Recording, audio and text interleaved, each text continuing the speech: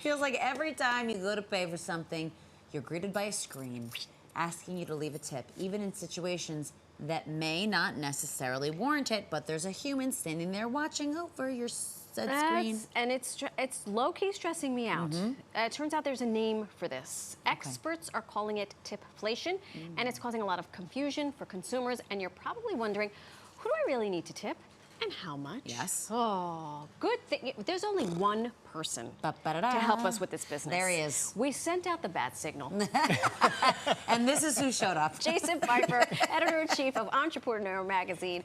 He's going to give us 3 rules to help us tip properly. Ooh. Jason, it is lovely to see you again. Always great to see you guys. You finally got to meet in real life. I am so happy to have finally made your acquaintance. Thrilled to be on the couch together.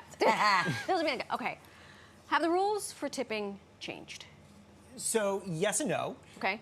I think the etiquette rule from the side of asking for the tip has clearly changed because everyone's asking for tips. Yes. Everybody. I should get tipped for coming to work. You should. I should get tipped for being here. Why am I not? Oh, snap. And so, airport kiosks asking you for a tip. It's ridiculous. Thank you. Right. Now, the good news here is that workers are earning more. Yeah. In reports, they're finding 42% more in tips than they got 3 years ago. But the problem, consumers outraged by being asked for tips all the time. 65% of people say they feel worse about tipping as a result. So before we get into the tips, let me ask you this, a little scenario here. You tell me if you would have tipped. Okay. So my wife recently went out and bought herself a nice piece of jewelry. Oh. She wanted me to be very clear, not a usual purchase. This is a special thing.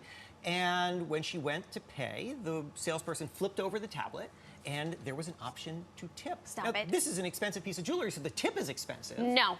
Do you tip? I don't. Absolutely not. No, sir. Absolutely because not. the person, my understanding is tips is for the service industry, and that person did not make said jewelry. At least I don't think so. No. Not the way you're describing it. And made a commission on it. We know that because Get she outta asked. here. If she watched a kid braid a friendship bracelet, then yes, tip that child. But if it's a Cartier bracelet that she It was purchased, more expensive than a first. absolutely more expensive than a friendship bracelet.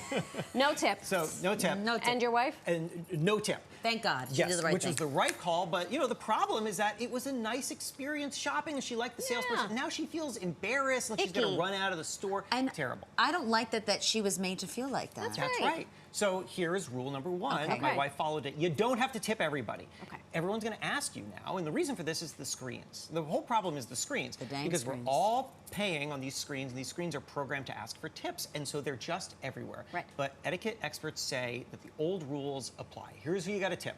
People who make their income primarily on tips, so servers, bartenders, food delivery, tip them. And then people who do service work that is often physical, movers, nail salon technicians, tip them. But there's a whole category of people, professionals, trained skilled people like electricians, you don't need to tip them. Baristas, very interestingly, in surveys, they say that they don't actually expect to tip unless it's a very complicated order. So you don't have to tip. And then airport kiosks, definitely not. God. Retail, No way, get out of here. Please. Get out of here. Please, See, miss me with that. now here's my problem because the tip, and I tip, we were talking about how before the pandemic, didn't tip as much as we tip now.